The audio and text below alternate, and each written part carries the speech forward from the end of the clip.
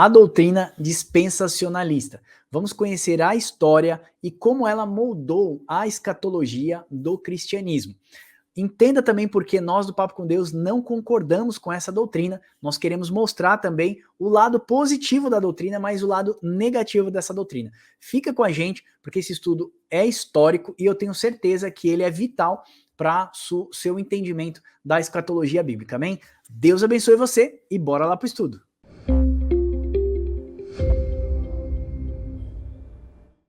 E Uber, vamos fazer esse estudo aqui com maior responsabilidade, nós vamos mostrar toda a história do dispensacionalismo, por onde ele começou, e também tem fatores positivos, né? Apesar da gente não concordar com essa doutrina, você estava falando aqui antes da gente começar a gravar que você vê com bons olhos um fator positivo. Qual seria ele, Uber? Seja bem-vindo. Sim, Pai do Senhor. Então, exatamente, como todo método interpretativo, você vai ter pontos fracos e pontos fortes. Um fator positivo do dispensacionalismo foi pegar a última semana de Daniel e colocar para um futuro, ou seja, jogar ela na frente, jogar ela numa grande tribulação futura. Por isso que a doutrina dispensacionalista ela é futurista também. Nós somos pré-milenistas, como os dispensacionalistas, só que eles são da dispensação e nós somos o histórico. Então, ambos colocam essa última semana de Daniel no futuro, coisa que geralmente a linha milenista não vai fazer. Então, esse é um ponto positivo. Ele colocou essa discussão no debate de novo. Olha, a última semana de Daniel, talvez ela vai ser lançada para o futuro. Então, isso foi um ponto positivo dentro dessa doutrina, que nós temos inúmeras divergências, mas também temos algumas coisas que concordamos. Maravilha. Então, assim, irmãos, antes da gente começar o estudo, eu queria dizer para você que nós respeitamos, né, e temos amor por aquelas pessoas que pensam diferente de nós, ok? Só estamos aqui porque somos sustentados e fomos sustentados pelos nossos pastores, pelos nossos pais, os nossos avós, aqueles que nos trouxeram até aqui, ok? Mas na luz das escrituras, nós queremos ensinar corretamente a nossa geração. Então, somos gratos, né, e somos abençoados por aqueles que nos trouxeram. Então, nós compreendemos, ok, que cada um tem sua visão teológica, nós queremos colocar a nossa e mostrar o método de aplicação aqui da nossa teologia. Então, por isso, nós queremos dizer que nós respeitamos a sua visão, ok? Então, a gente começa dizendo assim, respeito é fundamental, amém? Respeitamos a sua visão. Eu já quero compartilhar com você o e-book, deixa eu ver, apresentar, eu esqueci de compartilhar a tela, mas tá aqui, Se você quiser, você pode fazer download desse e-book, vai estar na descrição desse vídeo aqui abaixo, ou lá no nosso site, papocomdeus.com.br/estudos, também vou deixar aqui um lembretezinho, você pode pegar esse e-book e mais de 210 e-books que eu e o Wilber já escrevemos, tá bom? Então, fica aí para você baixar. Primeiramente, a gente precisa dizer o que é o dispensacionalismo. Tem muitas pessoas que não entendem, tá? Então, vamos lá. O dispensacionalismo, ele é uma teoria escatológica recente na história da igreja e seu início veio do século XVIII. Ele divide a história da salvação em 7 dispensações, onde cada uma começa com uma aliança de Deus com os homens, um acordo que Deus faz, né? Seguido de promessas e juízos também quando o homem não cumpre essas alianças. E aqui, tem 7 dispensações, Eu vou puxar aqui o quadrinho vermelho para você ver, 7 dispensações, tá bem aqui. Deixa eu até dar um zoom, né? Talvez seja até melhor se você está vendo aí no celular. Então vamos lá, Usando como base esse sistema, os dispensacionalistas entendem que a Bíblia seja organizada em 7 dispensações.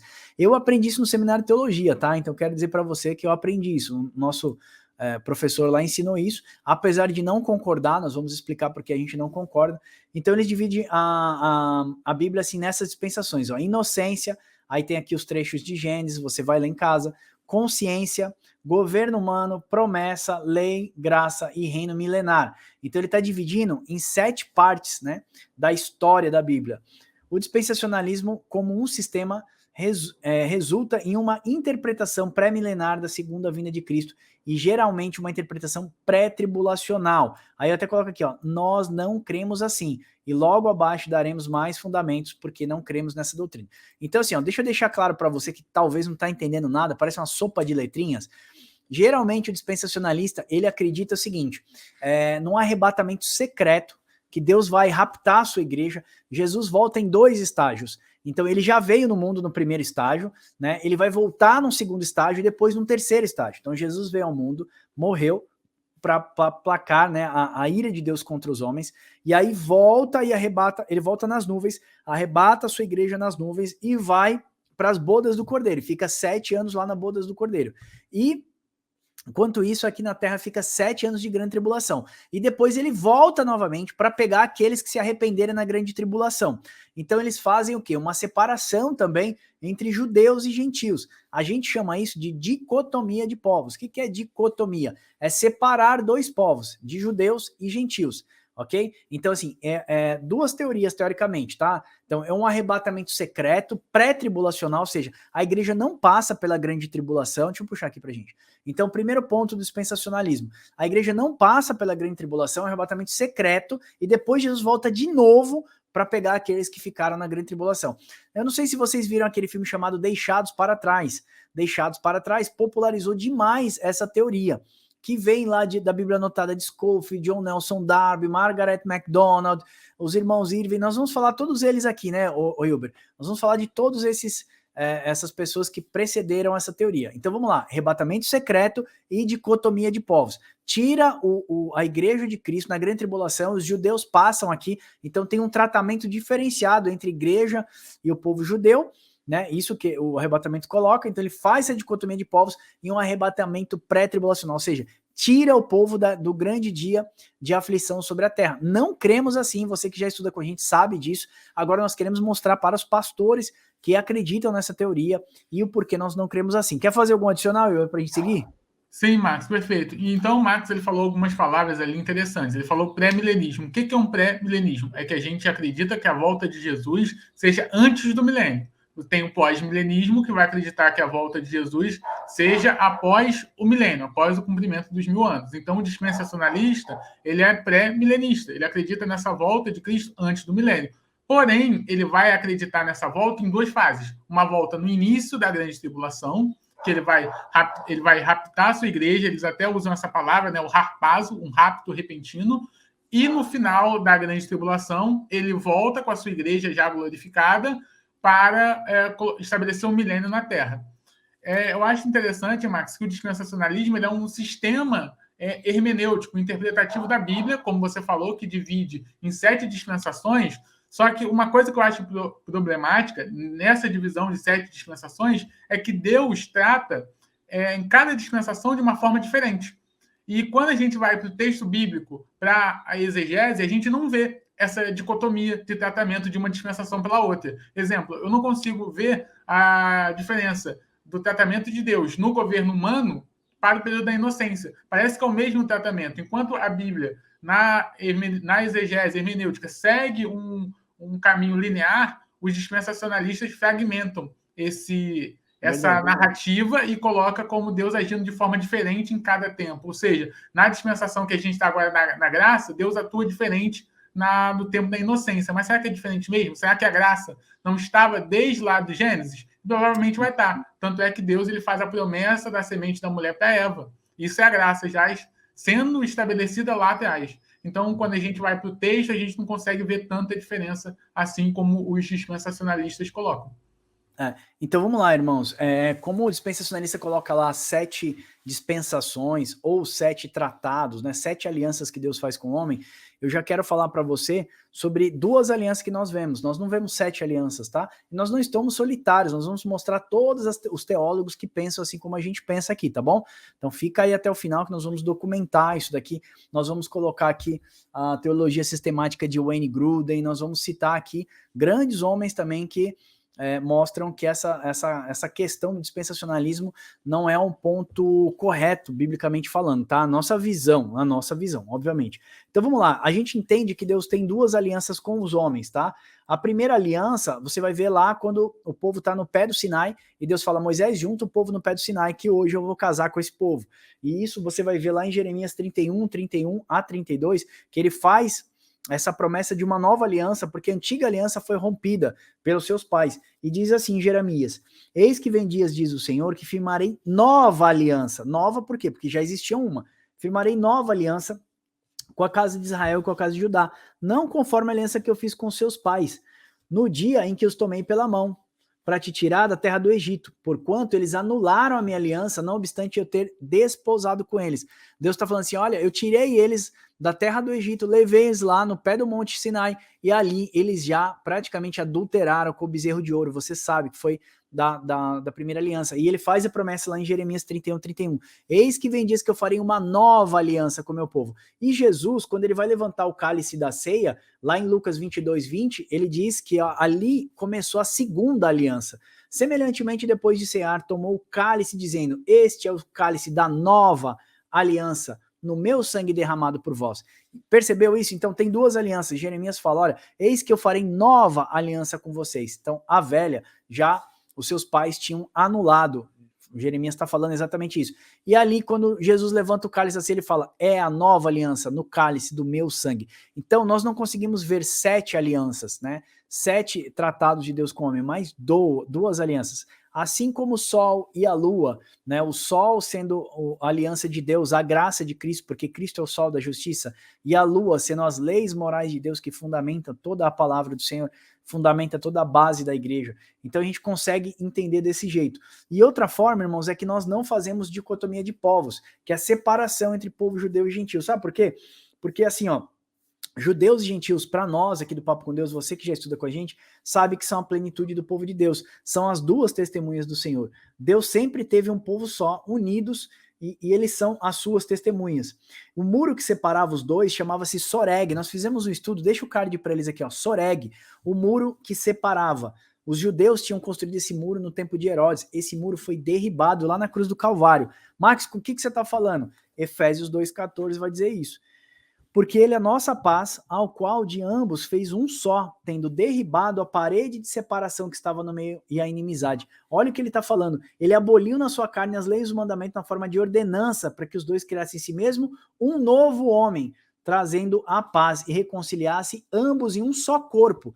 Efésios, é só você ler que ele vai falar isso. Ele vai destruir a inimizade, ele vai trazer paz para os de perto, que são os judeus. Ele vai trazer e ele vai unir os de longe pela cruz de Cristo. Existia um muro ali no pátio que era separado entre judeus e gentios. Os judeus poderiam ter acesso ao santo, ali no local, no pátio, ao altar de sacrifício, mas os gentios ficavam do lado de fora.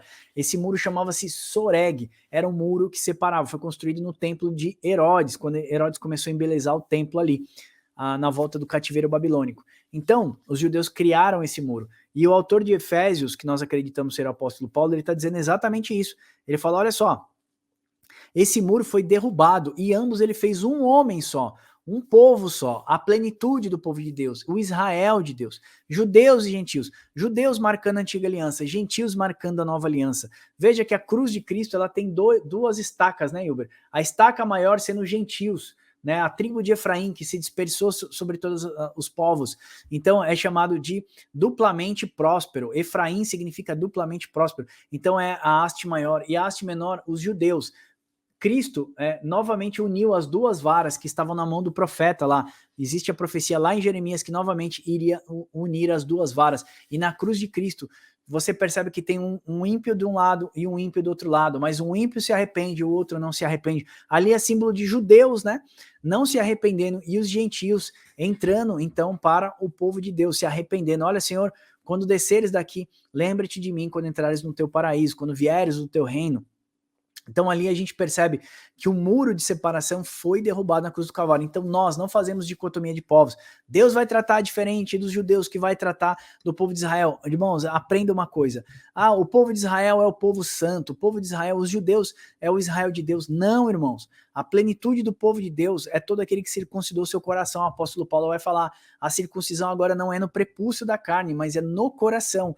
Como eu sei verdadeiramente quem é filho de Deus? Aquele que está em mim, esse dá muito fruto. Irmãos, olhe os seus frutos. Fizemos um estudo, fruto do Espírito. Coloca aqui, Uber. Frutos apontam para obras. Não fazemos obras para serem salvos, mas nós fazemos as obras exatamente porque somos salvos. Aquele que está em Cristo e não dá boas obras, ou seja, não tem fruto, Cristo corta e lança fora. Aquele que dá fruto, ele poda para que dê mais fruto. Hilber, então nós não fazemos dicotomia de povos e nós acreditamos em somente duas alianças, não é isso mesmo? Como que era a aliança então na antiga aliança? Vai, Hilber. Israel era a figueira de Deus para todas as nações. As pessoas olhavam e queriam ter Deus, o Deus de Israel como Deus dele. O que ele tinha que fazer para se juntar ao Israel de Deus, Hilber? Sim, perfeito. Então, na antiga aliança, nós percebemos que para o povo estrangeiro fazer parte do povo de Israel, o povo ali Yahweh, do Javé, do único Deus, ele tinha que fazer 3 coisas principais. No caso, se for homem, 3, se for mulher, né, do sexo feminino, 2. No caso, circuncisão, guardar as festas e ter uma restrição alimentar. Se você perceber, judeus não comem certo tipo de alimento. E um exemplo disso é em Atos 10. Já na Nova Aliança, você vê que Pedro ele tem aquela visão dos animais impuros e Cristo fala lá, né? Pedro, não torne impuro aquilo que eu purifiquei. Então você já vê ali que na Nova Aliança esse marcador, por exemplo, da comida não está ali tão presente. Mas na Antiga Aliança, sim. Para o judeu, ele tinha que fazer restrição alimentar. Não poderia comer alguns alimentos. Tinha que, obrigatoriamente, guardar a festa. E para guardar essa festa, tinha que fazer a circuncisão. Porque se você não guarda a festa, você não pode ser espiado. Então, são um ciclo de 7 festas, né? A gente fez um estudo sobre isso. Então, a expiação era o que legalizava o povo diante de Deus. Mas para você participar da expiação, você tinha que participar das trombetas, Pentecostes, primícias, asmos e Páscoa. E para participar desse ciclo de 7, você tinha que fazer o ato de circuncidar. Maravilha, maravilha. Irmãos, quero aproveitar para a gente falar da revista ilustrada do Papo com Deus. Se você está chegando aqui e não conhece ainda o nosso trabalho, acessa aí, papocomdeus.com.br/revista. papocomdeus.com.br/revista. Compra, adquira sua revista e abençoe o nosso ministério. Se temos sido efetivo para você, deixa a gente ser efetivo para outras pessoas também, tá bom? Lá no finalzinho eu vou mostrar um pouquinho da revista para vocês. Já estamos fazendo a 2. Tá uma bagunça o escritório, não dá para mostrar para vocês que a câmera é fixa, mas assim, a revista 2 deve sair agora em fevereiro de 2023, amém?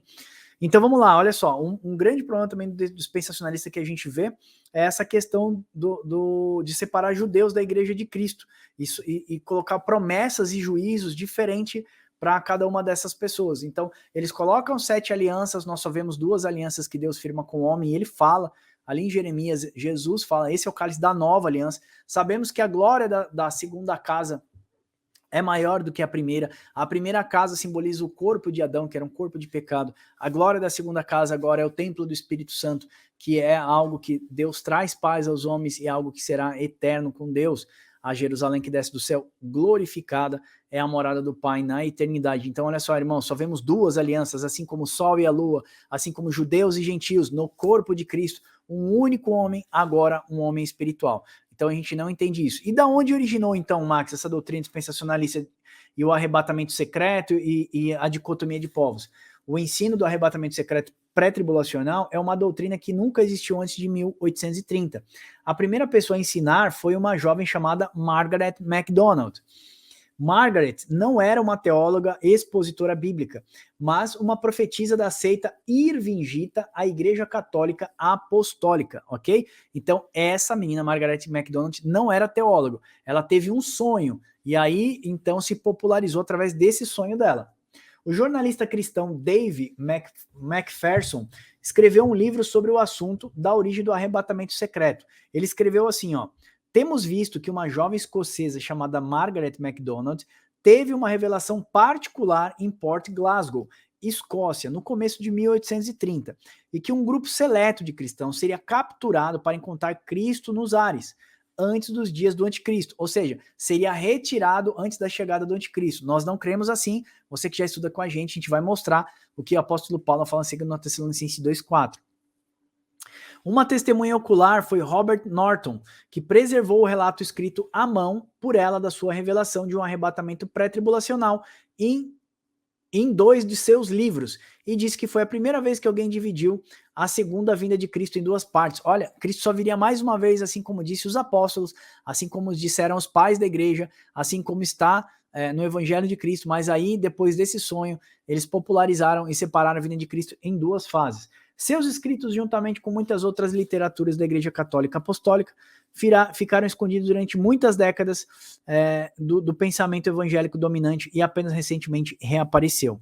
Olha só o perigo, irmãos, da gente falar de uma experiência, tá? Experiência não é doutrina. O que é experiência? Deus me deu um sonho, Wilber, sobre o arrebatamento da igreja. Uma vez eu já falei aqui do sonho. Eu vi as pessoas subindo como se fosse numa onda, sabe? Aquela onda vinha, as pessoas subiam e aquilo passava por toda a terra. Olha, eu sempre digo o seguinte, mesmo que Deus me dê um sonho, não é que vai acontecer assim, isso é uma experiência. Experiência não pode virar doutrina. Por exemplo, nós vemos a igreja fazendo 7 voltas de Jericó, 7 semanas das muralhas de Jericó. Irmão, isso é totalmente errado. Isso foi uma experiência que Deus deu para aquele povo, sabe? A campanha do mar vai se abrir na sua vida, a campanha da queda de gigantes. Irmão, aquilo foi para Davi, aquilo foi para Moisés, aquilo foi para... Não faz sentido. Isso a gente chama de neopentecostalismo. Pegar coisas da Bíblia, né, objeto, dogmas, experiências da Bíblia e gerar doutrina bíblica. Aquilo é uma experiência, não é uma doutrina bíblica. Não é porque os apóstolos fizeram aquilo, não é porque Deus fez aquilo com Josué, não é porque Deus fez aquilo com Moisés que nós vamos fazer agora. Eu não vou pegar uma funda com 5 pedrinhas e vou sair atirando na cabeça dos meus inimigos. Não faz o menor sentido isso. Doutrina, né, doutrina bíblica, ela é baseada no fundamento dos apóstolos, nos ensinamentos dos apóstolos. Jesus passou 3 anos e meio ensinando seus discípulos, e depois seus discípulos ensinaram aos outros, que são chamados presbíteros da igreja. Então a isso nós devemos entender que isso é doutrina, isso é ensinamento pra gente, o resto é experiência, ok? Então olha o perigo de pegar o sonho da Margaret MacDonald e interpretar isso como uma doutrina para a Bíblia. Pegaram uma experiência e tentaram colocar dentro da Bíblia. E depois começaram a criar, pegar versos isolados de contexto, virar rápido como um relâmpago. Não é, Wilber? Não é rápido como um relâmpago, é visível como um relâmpago. O relâmpago na escuridão, ele se mostra. A Bíblia vai mostrar que ele se mostra, né, como um relâmpago na escuridão, ele brilha na escuridão. E ele fala assim, vocês são filhos da luz, não são filhos das trevas, Paulo vai falar. Por isso que ele se mostra, Jesus vai se mostrar. Jesus não vai se esconder nas nuvens e vai arrebatar a sua igreja. Ele virá visível, a Bíblia fala que todo o olho verá, até aqueles que o transpassaram.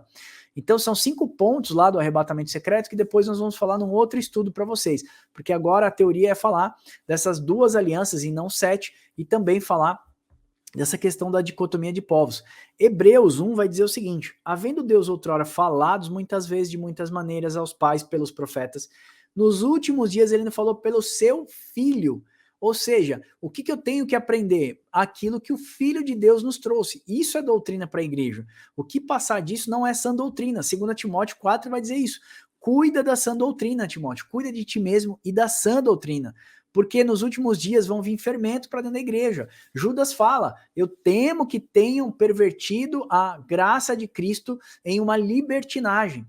Judas fala isso com apenas um capítulo, ele é preciso. E nos nossos dias a gente tem medo disso também, ok? Que estão colocando fermentinhos dentro da igreja. Agora olha só o que um sonho de uma menina, Margaret MacDonald, que não era teóloga, não era estudiosa da Bíblia, transformou a doutrina dispensacionalista. Nós vamos mostrar como isso popularizou também com o John Nelson Darby, com o Scofield, entre outros. Quer fazer algum comentário, Wilber? Sim, Max, uma coisa também, um fator também que é bem importante, que a gente tem que notar é que a tendência desse movimento dispensacionalista, dessa hermenêutica dispensacionalista, é sempre literalizar todos os fatos. Eles vão ter uma abordagem bíblica mais literal. Como assim? Se você perguntar para um dispensacionalista quem são as 2 testemunhas, eles vão falar, são 2 pessoas, Moisés e Elias, ou Moisés e Enoque, ou Elias e Enoque, ou 2 judeus que ainda vão vir. Se você perguntar para um dispensacionalista quem são os 144 mil, eles vão falar que são 144 mil judeus, literalmente. Por quê? Porque eles carregam dentro dessa abordagem um literalismo a mais dentro da Bíblia. Todos esses movimentos que tem ali no dispensacionalismo é de uma leitura mais literal. Então, a marca da besta será um chip que te impede de comprar e vender. A besta será realmente um homem poderoso, não pode ser um sistema. Então, a gente sempre tem essa abordagem mais literal. Os 4 cavaleiros são realmente 4 cavaleiros que você vai ver anjo para todo lado no Apocalipse, que quando a gente vai ler, levando o contexto histórico de João, o que João queria passar, e fazendo uma análise mais crítica, a gente vai ver que parece ser uma literatura que é um pouco mais simbólica. Maravilha, agora eu quero compartilhar com vocês, agora nós vamos mostrar como popularizou e depois eu quero fazer a conclusão desse estudo. Fica com a gente até o final. John Nelson Darby visitava as reuniões na casa de Margaret MacDonald. Essas visões saíram na publicação de setembro de 1830 do The Morning Watching Tree. e na primeira Assembleia dos Irmãos Plymouth, na Inglaterra. Olha como já está popularizando o sonho dessa moça. Os discípulos da interpretação pré-tribulacional frequentavam e chamavam de uma nova doutrina. Olha aí, Uber, nova doutrina. Lembra que Paulo fala, se até um anjo de luz lhes trouxer um outro evangelho, seja considerado anátema. Então, cuidado com novas doutrinas. John Nelson Darby, de 1800 a 1882, foi o líder do movimento Irmãos e pai do dispensacionalismo moderno. Então, Darby foi considerado o pai do dispensacionalismo moderno. Ele tomou o novo ensino de Margaret MacDonald sobre o arrebatamento, ele fez algumas mudanças e ela ensinava o arrebatamento parcial de crentes, enquanto Darby ensinou que todos os crentes seriam arrebatados, incorporou esse entendimento dispensacionalista na escritura e na profecia. Então o que Darby fez? Ele deu um upgrade. Ela falava que alguns seriam arrebatados secretamente. Ele já colocou que todos os cristãos seriam arrebatados. Olha o perigo, irmãos. Darby gastaria o resto da sua vida falando, escrevendo e viajando para espalhar a nova teoria do arrebatamento secreto. Os irmãos Plymouth admitiram abertamente e até mesmo se orgulhavam do fato que entre os seus ensinos estavam alguns totalmente novos. Sempre ensinos novos, tá vendo? Sempre ensinos novos. E que nunca tinham sido ensinados pelos pais da igreja, os escolásticos, né, medievais, que era da escola medieval, os reformadores, que são da reforma protestante, você sabe disso, e muitos outros comentaristas. O maior responsável pela ampla aceitação do pré-tribulacionismo e dispensacionalismo entre os evangélicos foi Cyrus Ingerson Scofield. O que Scofield fez? Ele lançou a Bíblia anotada de Scofield em 1909. Aí, irmãos, popularizou. O que é uma Bíblia anotada? É uma Bíblia que já tinha no rodapé toda a descrição, ele fazia comentários sobre a passagem. Então, as pessoas pegaram essa Bíblia depois de 1909 e popularizou isso, porque já tinha uma visão de como seria o arrebatamento da igreja. Então, ninguém se dava ao luxo de estudar como que era o arrebatamento. Ele já pegou aquilo formado, como se fosse uma receita de bolo. Então, olha só, a Margaret MacDonald teve o sonho, os irmãos Plymouth e John Nelson Darby popularizou isso, começaram a pregar sobre isso diversificadamente em vários lugares, e aí então veio, pelo fim, que deu a atacada matadora foi John Nelson Darby, quando ele popularizou, John Nelson Darby não, Scofield, né, quando ele popularizou através da sua Bíblia anotada de referências. Por isso que eu falo, Bíblia anotada pode ser bom para você estudar, mas também pode ser ruim. Faça primeiro a sua exegese do texto e depois você olhe para os comentários bíblicos, ok? A gente sempre fala isso aqui. Eu tenho aqui, ó, por exemplo, vou pegar aqui, ó, eu tenho aqui a Teologia Sistemática de Wayne Grudem, aqui, ó, quase 3.000 páginas. É gigante, é excelente material. Eu tenho aqui de D.A. Carson, Erickson, mas toda vez que eu faço um estudo, eu faço a minha exegese sobre a passagem e depois eu vejo como que esses homens pensavam, ok? Para que a gente não tenha o nosso pensamento moldado, para que o Espírito Santo de Deus possa trabalhar na nossa exegese. Então a Bíblia de Scofield, em suas notas, acabou popularizando, né, e fundamentando essa teoria. E hoje existe uma abundância de livros advogando a teoria do arrebatamento pré-tribulacional e dispensacionalista do fim dos tempos. Deixa eu só dar uma passagem que você vai falar assim, nossa, mas qual que é a diferença? Eu sempre falava isso no seminário de teologia, mas e daí, né, que tem um arrebatamento secreto, e daí? No final a gente vai dizer que a gente respeita também o seu pensamento, e vamos dizer o que é a ponto central da nossa fé. Isso não pode divergir a gente, não pode separar a gente, ok? Se você que está ouvindo aí é dispensacionalista, e eu que estou aqui não sou dispensacionalista, se você acredita em 7 dispensações, se você acredita no tratamento com os judeus e com os gentios diferente, eu não acredito, porque eu acredito que o muro de separação já foi derribado na cruz de Cristo, que a plenitude do povo de Deus, o Israel de Deus, são judeus e gentios unidos pela cruz de Cristo. Isso não pode separar a gente, isso não pode ter dicotomia de povos. Eu não posso deixar de ir na sua igreja, você vir na minha, da gente sentar à mesa de comunhão e da gente cear junto, ok? Isso não pode acontecer, ok, irmãos? É um ponto central da nossa fé, é Cristo crucificado para a remissão dos nossos pecados e ressuscitado ao terceiro dia, para que assim como ele foi, nós também sejamos na última hora, ok? Isso é o ponto central da nossa fé. Como pensavam os reformadores, né, Hilber? Os grandes reformadores como Lutero, Calvino, Zwinglio, os irmãos Moravi, John Wesley, nenhum deles acreditava no arrebatamento secreto da igreja. Pelo contrário, todos falavam em apenas uma única e clara volta de Jesus, que aconteceria num só estágio e seria visível e gloriosa, e não em um arrebatamento pré-tribulacional.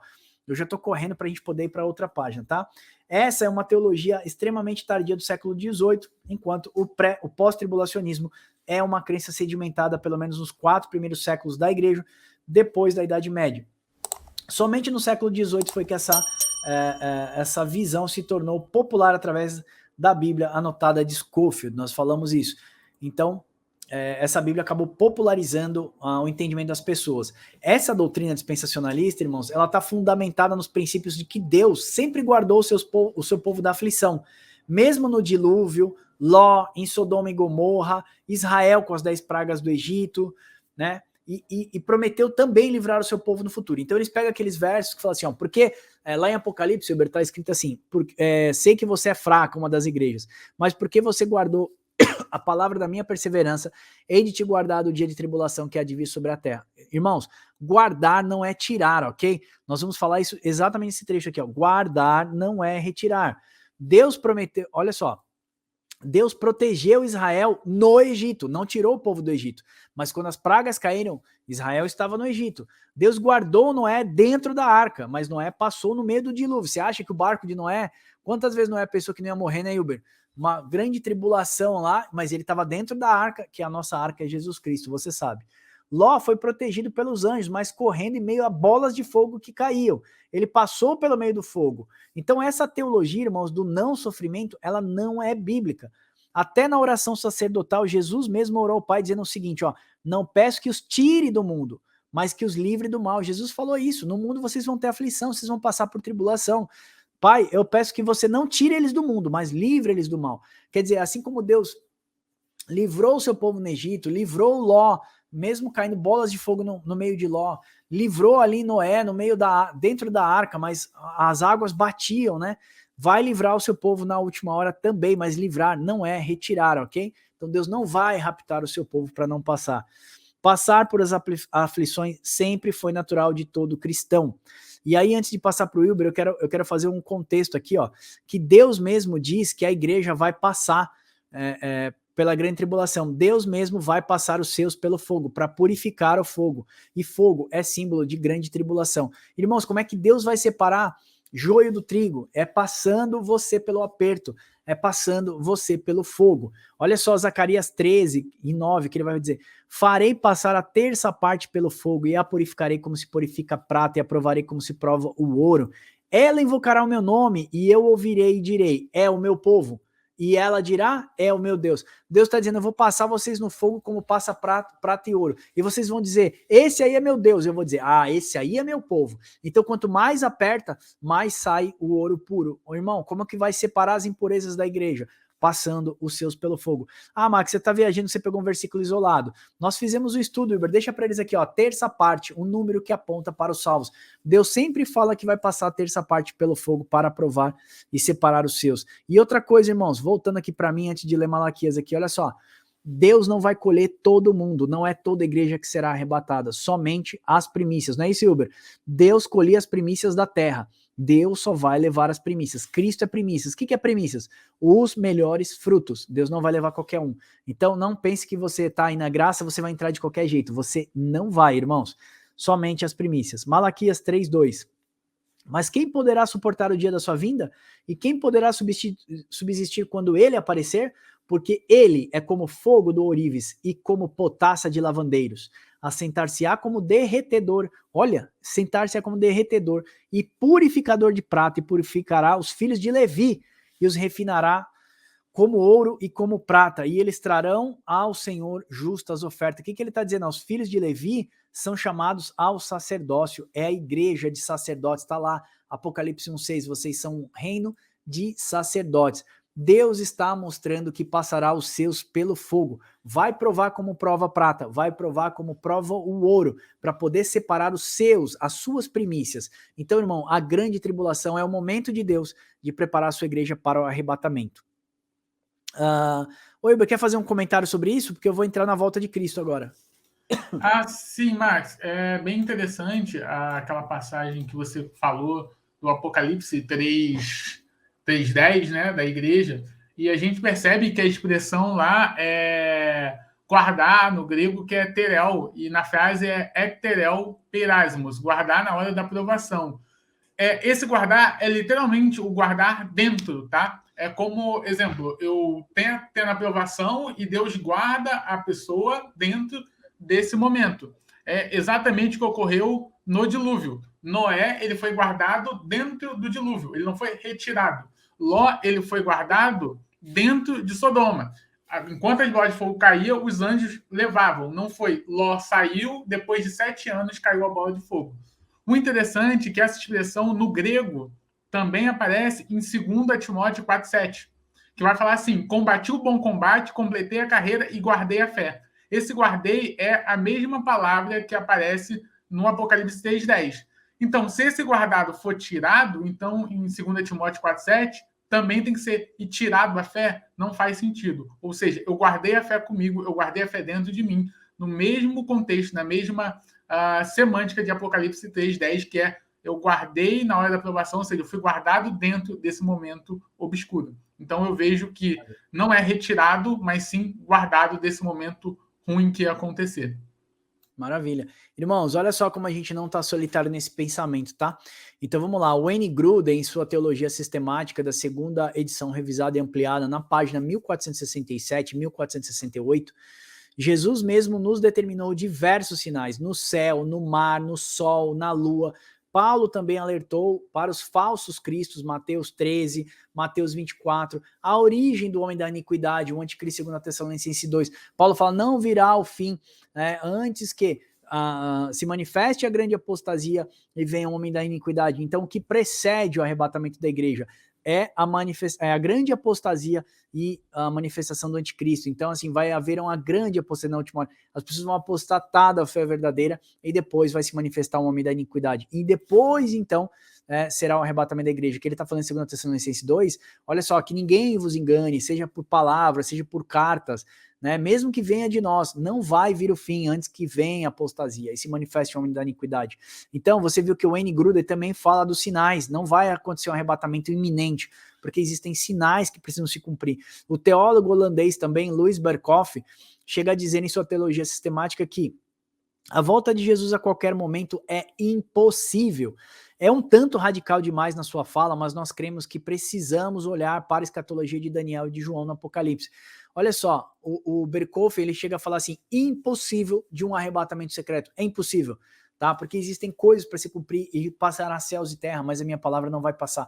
Nós podemos dizer para você, irmãos, que você olha a estátua de Daniel, vai sair agora na revista 2 do Papo com Deus, a estátua de Daniel ela vai mostrar os reinos, e o último reino é ferro misturado com barro, são 10 dedos da estátua, são 10 nações. Você vai para o Apocalipse, você vai ver uma besta de 7 cabeças e 10 chifres, de novo, vai mostrar chifre como sinônimo de poder. Você conecta os animais de Daniel, você conecta com a estátua de Daniel, você conecta com as duas bestas do Apocalipse, você vai entender que 10 nações vão se unir contra o povo santo, que tem um chifre pequeno, que vai fazer guerra contra 3, vai vencer. Isso não aconteceu. E é isso que precede a volta de Cristo. Então, irmãos, não tem como ter um arrebatamento secreto se a gente olha para a escatologia bíblica, escatologia de João, escatologia de Daniel, e o que Jesus falou no seu sermão lá em Mateus 24, se a gente pesquisar um pouquinho, a gente percebe que esse arrebatamento iminente, ele não é um arrebatamento correto, né? Não é o arrebatamento pré-tribulacional, ele não é correto. Passar por tribulações sempre foi uma normativa, sempre foi normal da igreja, ok? Os homens de Deus sempre passaram por tribulações. Eu queria ter um mapa da perseguição aqui, e eu vou tentar mostrar no final do vídeo, o mapa da perseguição mundial. Você vai ver que os cristãos são perseguidos no mundo inteiro, mas aqui no Brasil você não quer ser perseguido. E por causa de algumas teologias, por causa de um sonho, por exemplo, de Margaret MacDonald, vem se popularizando, muitos estudos se fizeram em cima, pegaram os versos isolados, como eu te falei de Apocalipse, né? Porque você guardou a palavra da minha perseverança, eu vou te guardar do dia da aflição que vai vir sobre a terra. E guardar também não é tirar, irmãos, vamos passar por isso.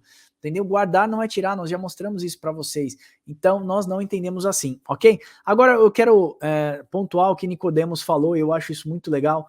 Dr. Nicodemos, em teologia, ele é um dos mais respeitados teólogos, né?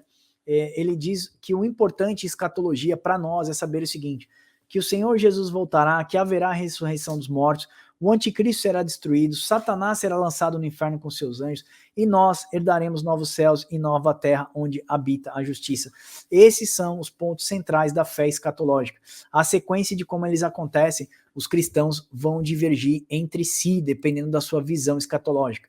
Então, irmãos, cuidado para você não excluir da comunhão dos seus amigos ou da sua igreja, né, as pessoas que pensam diferente de você ou que não pensam na mesma sequência que você. E aí, eu quero falar da frase de Santo Agostinho, que eu acho sempre bonito, já fiz vários estudos falando dela. Devemos respeitar e amar a todos, principalmente aqueles que pensam diferente de nós. Agora, a minha conclusão, é do Wilber, nesse estudo para vocês, irmãos, é essa. Não cremos na doutrina escatológica dispensacionalista e pré-tribulacional. Temos dificuldade de separar judeus de gentios, porque a cruz do Calvário de Jesus aproximou os de longe e trouxe paz para os de perto. E o meu conselho para a Igreja de Cristo é que não crie muros onde Deus mesmo derrubou. Nós estamos falando do soreg, aquele muro de separação, ok? Então não crie muros onde Deus derrubou. Se na cruz do Calvário, Paulo fala em Efésios que foi derrubado o muro de separação entre judeus e gentios, irmãos, para com isso, pega a doutrina dispensacionalista e fica criando muros, criando dicotomia de povos. Deus vai tratar com judeus diferentes de gentios. Não é isso, irmãos. A plenitude do povo de Deus. Iber, deixa um card para eles. O Israel de Deus. Quer saber quem é o Israel de Deus? Judeus e gentios no corpo de Cristo. A circuncisão não é mais no prepúcio, mas no coração. Assiste esse vídeo aqui e você vai descobrir porque muitas pessoas estão fazendo dicotomia de povos. Está errado. Então o meu conselho para a igreja é que não crie muros onde Deus mesmo derrubou, não faça experiências como a profetisa Margaret MacDonald, uma doutrina para a igreja de Cristo. A doutrina deve ser bíblica e fundamentada somente nas escrituras.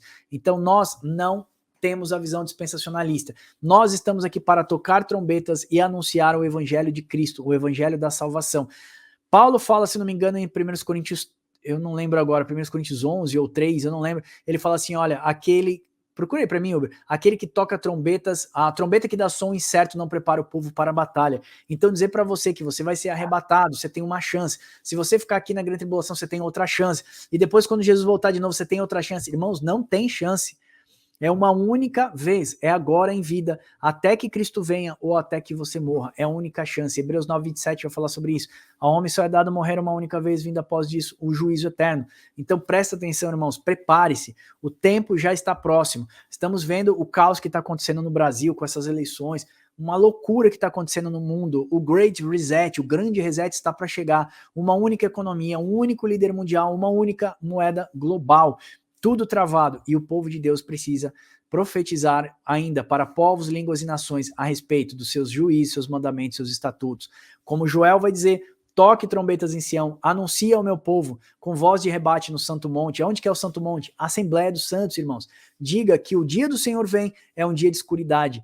Terrível é o dia do Senhor. E esse dia Deus vai julgar o homem. Nós estamos aqui para dizer isso para vocês. Queremos tocar a trombeta corretamente e dizer que nós não separamos judeus e gentios, não fazemos dicotomias de povos, que não vai existir um arrebatamento que vai livrar você. Você vai passar pelo fogo. Zacarias, Malaquias, Jeremias, mostramos vários profetas dizendo que Deus vai passar o seu povo pelo fogo. E o povo de dentro do fogo vai dizer, esse é meu Deus. Eu vou dizer, esse aí é o meu povo. E Deus, irmãos, não se engane, só vai levar as primícias, os melhores frutos. Deus não colhe qualquer um.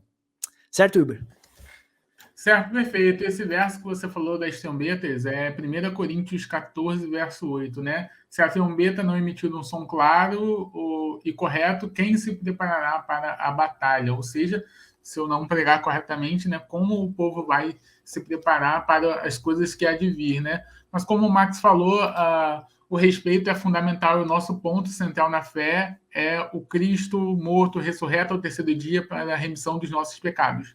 Esse é o ponto central, né? E a igreja vai ser representante desse Cristo aqui na Terra. Ou seja, nós temos que ser perseverantes na oração, no partir do pão e na doutrina dos apóstolos, ok? Então, a comunhão é fundamental, mesmo com essas divergências interpretativas por conta de uma linha X ou Y. Muito bem, muito bem. Então, irmãos, a igreja já está sendo perseguida no mundo. Deixa eu ver se eu consigo colocar aqui para vocês. A igreja é perseguida na Ásia, a igreja é perseguida na Coreia, Japão, no Afeganistão, ali no centro. A igreja está sendo perseguida em diversas áreas. Deixa eu ver se eu consigo compartilhar. Não consegui o que eu queria, mas tá aqui, ó. Cristãos perseguidos, vai sair na revista 2, tá? Cristãos perseguidos, mapa da perseguição. Então tá aqui as perseguições mais severas. Eu coloquei aqui do lado também os países para você ver. Onde tá aqui, ó, perseguição em vermelho é a perseguição mais extrema e severa são essas perseguições. Os outros lugares, perseguições menores.